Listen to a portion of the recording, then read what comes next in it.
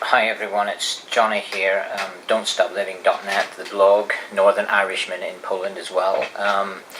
Hope you're all okay, keeping safe and happy and healthy at a difficult time, which is coronavirus era, with COVID-19 has taken over the world, destroyed our travel plans, our dreams, and a lot of our families, friends, and cities and businesses that we're involved with.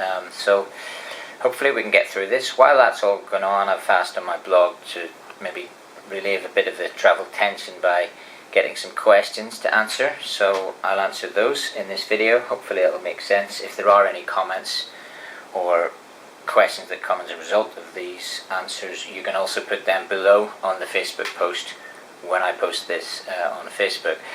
So thanks for all the questions, and I'll go through them one by one. I actually put this on Instagram and Twitter as well, so we'll start with those. Instagram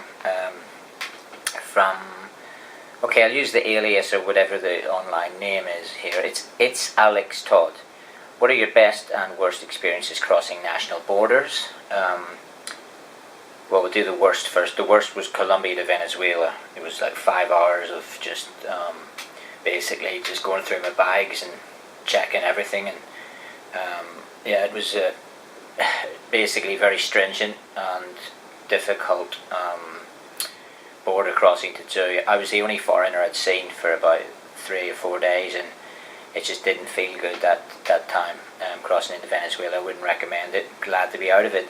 Best border experiences, I've loads of good ones. I mean, coming into Antarctica by boat, when you can see that you've left the corrupt and political world of South America and Argentina and the world behind to find the nature of Antarctica. So the beauty of seeing the snow melts, the ice and all of that, that was just a real beauty of a crossing. And of course it is a border crossing because you're in a different continent.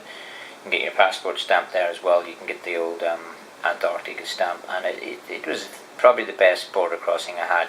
Going back to Northern Ireland is always a great border crossing, knowing that I'm back in my homeland. So it's nice to cross, into Belfast, especially by boat. I love the Birkenhead Belfast boat, also Stranraer to Larne, Cairnryan to Larne, by boat, and even just coming in by flight or by bus. But border crossings, I could talk about them all day. I love them. They're much better by train and boat than they are by car or aeroplane, though, I have to say. Okay, next question. This Skeffington. Thanks for the question. Have you been to North Korea? Yes, I've been to North Korea. So the first trip I kind of did the Panmunjom bit. 2011 it was. I crossed in the Blue Hut, from South Korea into North Korea that way, which a lot of people do. And then the second time I did it properly, if you like, because I flew into Pyongyang, which is the capital, spent quite a few days in Pyongyang. We went to the mass games, we went to the National Day celebrations, which is the 9th of September. I went to the football stadium, Manchudai Monument, the Kim Il-sung Square. Did a lot of travelling in Pyongyang. We also went down with the Young Pioneer Tours group to Kaesong and the Panmunjom huts in the Blue Huts and the JSA from the northern side of the demilitarized zone. And then possibly the most interesting one actually in North Korea was crossing the border back into China. That was wonderful. It was like this old school train. It was quite slow and relaxed. We all had some Chinese or Korean food, a few beers with a good group of people, cross back in the border. Very safe, friendly and calm border crossing back into China that night, we arrived in Dandong, which is a crazy city in itself, but it was a nice border. Next question on here, CF Martin Dremore. Is there anywhere that you were glad to leave? Yeah, Venezuela, pretty glad to leave that one behind. Or anywhere that you would never go back to? Yeah, loads of places I would never go back to. When I go to a place, I kind of feel that that's it. You almost lock a box, so you don't need to go back to that place again, really. Like a place like Iran, I spent a month there, saw a lot, enjoyed it, met a lot of people, inspired by it, but I don't actually feel the need to go back there. The only reason I'd go back to certain places like Iran would be if the country was split into two and there was a new country, or there was a new city that came out with something amazing, or there was a football match. Other than that, places like Myanmar, Thailand, Singapore, Malaysia, I don't need to go back to any of them. So I wouldn't go back to any of those places. If I happen to have a connecting flight via one of them, fair enough, I'll spend a day or two there, but no need to go back to places like that. Okay, continue with the questions. Elliot Hasanbasic, I hope I'm pronouncing these right.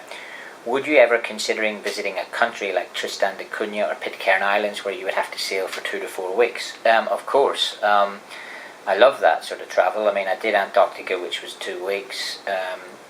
I've spent time in Tasmania, totally offline and remote when I was working out there. I was in Bruny Island and down in the west coast of Tasmania, the wilderness, Strahan, and I can't even remember the name of those towns. Zeehan. I was in Zeehan and Strahan.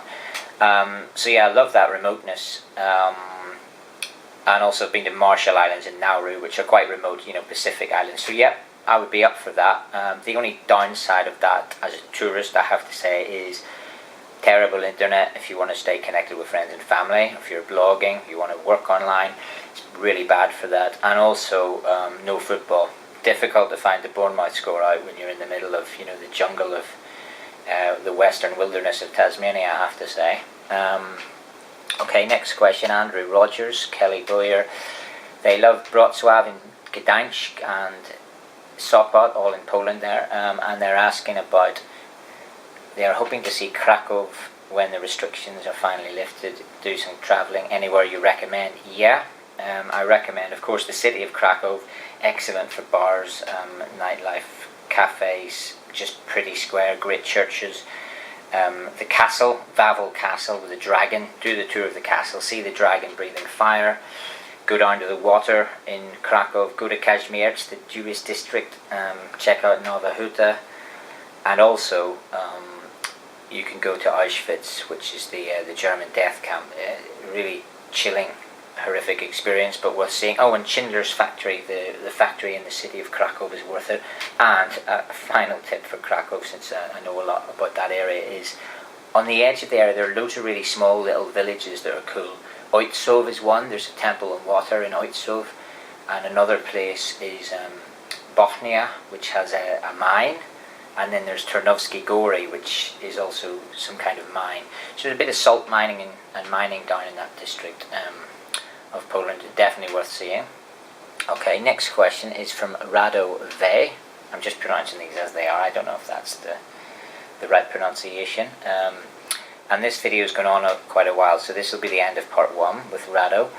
181 countries, and how many of them have you visited a football match, not ground spotting only? Right, so I have to say I've had a football experience in about 150 of those countries, maybe even higher than that, but watching a live match, probably about 70 of them.